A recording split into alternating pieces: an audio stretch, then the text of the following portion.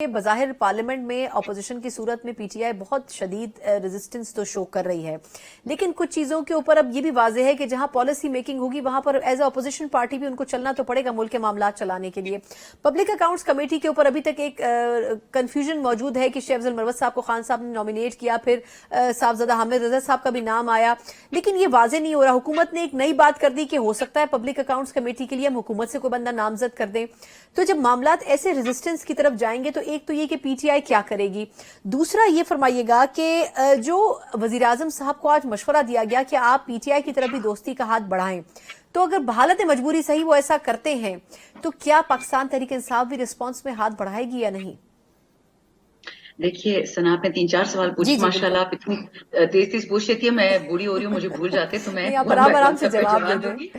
دیکھیے starting with the last question, ہاتھ بڑھانا، خان صاحب نے مفاہمت کے لیے 3 شرائط بہت کلیئرلی بتا دی۔ پہلے یہ ہمارا چوری کیا ہوا مینڈیٹ واپس دیں، یعنی کہ یہ حکومت جو فارم 47 والی ہے اس کو فارغ کریں۔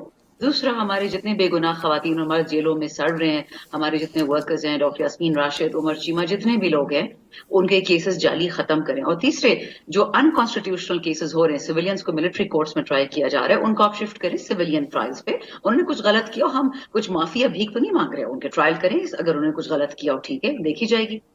لیکن یہ جو طریقہ ہے، دیکھیں خان صاحب نے بھی کوئی ڈیٹیلز نہیں دی، اور سننے میں یہی آیا تھا کہ خان صاحب کو ڈیل آفر ہوئی کہ اگر آپ کو زندہ رہنا ہے تو آپ یا لندن چلے جائیں، آپ نے زندہ رہنا ہے تو آپ بنی گالا چلے جائیں، آپ نے زندہ رہنا ہے سیاست چھوڑ دیں، -1 کی ٹیم آگے کر دیں۔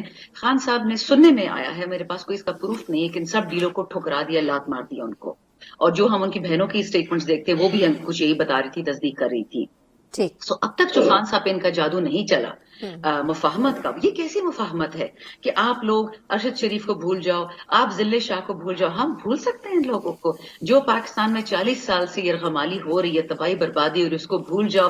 تو پھر خان صاحب میں جوڑے میں فرق کیا رہ جائے گا؟ تو مفاہمت تبھی ہوگی جب یہ لوگ نیت کر لے کہ ہم Pakistan first, Pakistan for ever, Pakistan always. دوسرا آپ کا جو سوال تھا، جو آپ نے کہا کہ جو شیر افضل صاحب کا اور حامد صاحب کا، مجھے جو لگ رہا ہے ڈرامہ، کیونکہ میں تو لوگوں کے ساتھ 6-7 سال گزار چکی ہوں، اپنے والے بھی کوئی خاص پیغمبر نہیں تھے، وہ بھی پریس کانفرنس کر کے چلے گئے۔